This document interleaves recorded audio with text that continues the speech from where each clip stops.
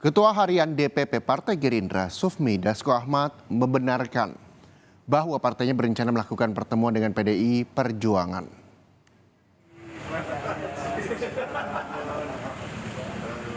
Rencana pertemuan Prabowo Subianto dengan Megawati Soekarno Putri hingga kini masih belum menemukan waktu yang tepat.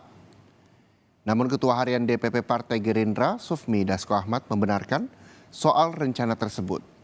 Saat ini kedua pimpinan partai tengah mencocokkan waktu masing-masing.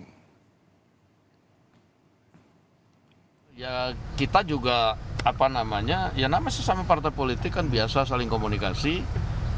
Kita memang ada minta jadwal, tapi kan kemarin itu karena mungkin kebentur di Hari Raya Idul Adha. Nanti kita lihat aja.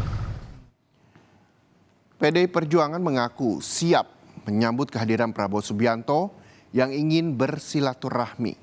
Silaturahmi politik dinilai sebagai hal yang baik, apalagi dilakukan oleh para ketua umum partai. Silaturahmi politik para petinggi partai dinilai bisa memberikan kesejukan untuk masyarakat di tahun politik. Perjuangan selalu welcome terhadap berbagai keinginan para ketua umum partai untuk menemui ibu ketua umum.